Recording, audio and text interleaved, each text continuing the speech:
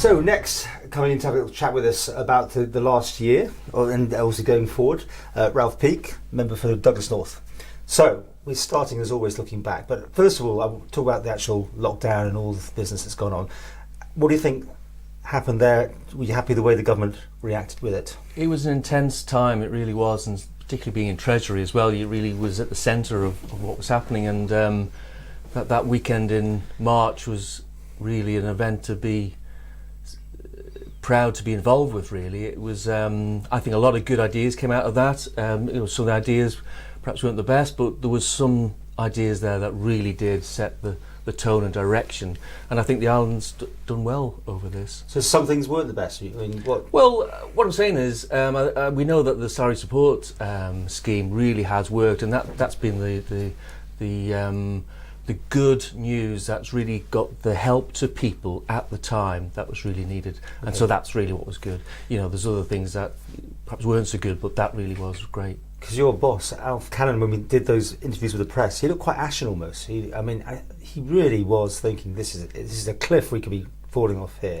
Is that how it looked to you when you were doing your numbers? Yes, it was, and it wasn't to be underestimated, to be honest. The responsibility was really felt in the room when we were all working with officers to come up with the ideas and how to actually bring that forward. So you're right, it was a lot of responsibility, and that's what I'm proud of, is actually being part of that team and actually, working through it and coming up with the solutions that have stood the island in good stead.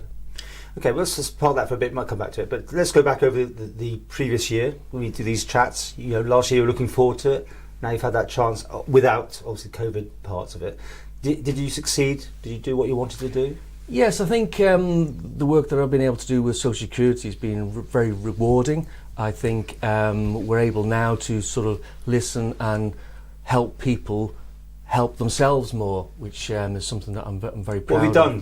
Can you explain what happened in Social Security? Yeah, that's really trying to show respect to people. So there really is now a culture of looking at the people involved and how we can respect them and how we can actually help them help themselves. So it really is respecting that person, giving them what tools they actually need to work on themselves, to grow and develop, because it's transferable skills, I think, are really important.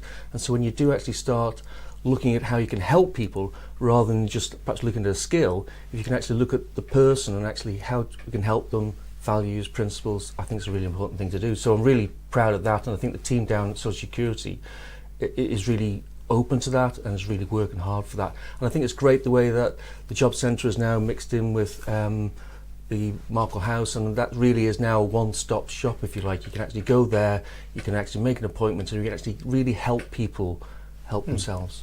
And what about any bills that you're involved in or supporting anything that went through last year? What do you have? Yeah, there's lots of things in Social Security which constantly I'm bringing through. I haven't actually worked out how many I've actually brought through, but I'm very proud of actually bringing that legislation through Tynwald, and that's something which I'll continue on doing. What's it been like in the last year? I mean, you're not the biggest fan of government, I would say. I don't want to put words in your mouth, but how do you, do you work with government well? I think it's good to challenge. I'm certainly not one perhaps to challenge in public, but certainly I know that the challenge in Treasury is of a high standard, and I think that is what's changing the culture. It's actually allowing people to realise that you do want to challenge, and you actually, by challenging hard in a safe environment, you can then get a better result. And I think that's what I can see coming through government now. So there's still lots of improvement that needs to happen, but I do think that we are on a new path that will be better for the public. Of course, electioneering's been creeping in more and more. I mean, some people almost started from day one. Do you feel that pressure now that you have to think ahead?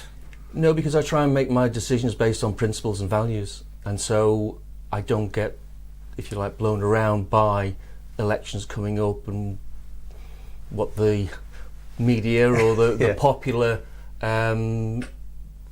feelings are. It really is about what's right. It's about what values are right, what principles are right, and putting the public first. And talking about Treasury, which is a very important position. I mean, you get a bigger uplift and you only go onto one board, don't you, because of that? You've been there since the beginning on this thing. Absolutely. You and Mr. Shimmons. That's right. It seems the three of you, Mr. Cannon, work pretty good, which is not happening in every department. Yeah, we You're right, we do work hard, and we work hard together. Well, I'm not saying hard. Do you work together? That's the main thing. I mean, obviously hard. Everyone assumes that, but Yeah. are you a team? Do you have disagreements? I mean, is it as calm as it seems from the press gallery? No, it's a very challenging situation, but that's what brings the best out, and I think that's why we do actually work together, because we've all got, if you like, different skills, and we've all got different interests, but when you actually challenge each other, we do get a very good result. So I think that's why that's worked, to be honest. Yeah, and I'm very proud of that. I'm very proud of being part of that. All businessmen, of course, in there. Yes. Where are you looking at, though? I mean, before the COVID, let's take COVID out of here. Is Isle of Man PLC working well? I know. Sorry, I'm going to your work side more than anything, but well, you know, it's important because I think what you do. I think the Isle of Man was in a great position before COVID. I think a lot of those business ideas were coming through, but I think actually going forward we're going to be, I think, in a stronger position. It's tough at the moment, and it is going to get tougher, but in the short term. But I think on medium and long term, the Isle of Man's in a very good place. Okay, well, we'll do next year in a minute, but any regrets, anything outstanding in this last 12 months? And you can go back through the whole period if you want. I mean, you know, we're on our home stretch now. No, I think perhaps the early days of this administration, the regrets around climate change and how we weren't moving forward, but we've managed to turn that around now. So we are actually now putting this on the agenda. Tynwald has unanimously supported what... Not quick enough though, is it? I mean, for your standards, I mean, they pushed it back a bit, and it's, you know, anyone can set a target, and then of course they're out of power by the time that comes along. But it's not about targets though. What it is about is actually getting people to want to change, and I think that's the path, and this is what's going to be different.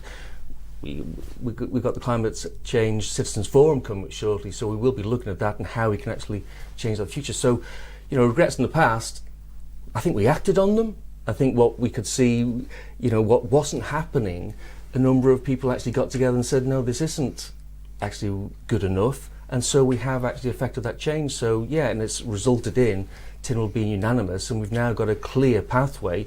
We've engaged with Professor Curran. He's put down an active impact report, and that is there now for us to follow, and so it's the implementation. So I'm very excited about the future. But we were down at Quarterbridge, weren't we? Remember that tape? Yeah, I do. Taking samples, and yet the government wouldn't sample, and you were saying we'll buy our own stuff, and that's the thing. There's also frustrations. No, it's an opportunity, isn't it, to actually do it and show that it can be done. Yeah. And the great thing now is that governments are carrying out those air quality tests, which is the right thing to do. So carrot rather than stick is what you recommend? I do.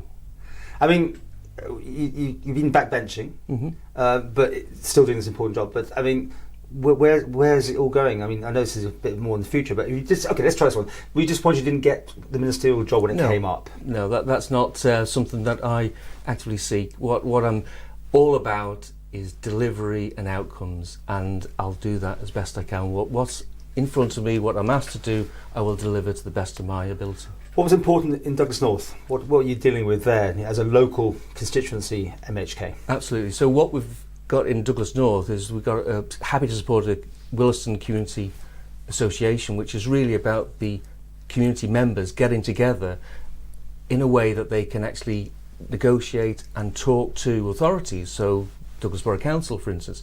So they're actually mobilised and actually have one voice where they can coherently discuss with Douglas Borough Council. So I'm very happy to support that. Do you interact yourself with the council? Absolutely, yeah. So I can work with them. Yeah. Are you sort of intermediary then? Do you? They come to you, you go to them? Yes, it's more of bringing the parties together, and so with being an MHK, you can do that. So any you big have issues got that in Douglas influence. North? Well, big issues, and as much as there is a massive refurbishment of properties in Williston, and that is one of the biggest things at the moment. So there is work there still to be done on that. There's still improvements that can be made, which we need to make sure they happen. But then there'll be new buildings for apartments in Williston as well. So looking forward to that in the next couple of years. How do you work together, the two of you, as MHKs, you know, for the area? My colleague, Minister Ashford, we work very well together. Well, you know, he's a busy boy, isn't he? He's very busy, yeah, absolutely. So does that make it more difficult for you? No, it gives me more space in the office. No, we get on very well, and David Ashford is obviously health quite a lot, so he's not in the office all the time, but you know, when we do have time together, we can then work on constituency matters together. We have always tried to share what we know about the constituency and work together so we're not doubling up. So yeah, we started that at the start of the administration and we carried on.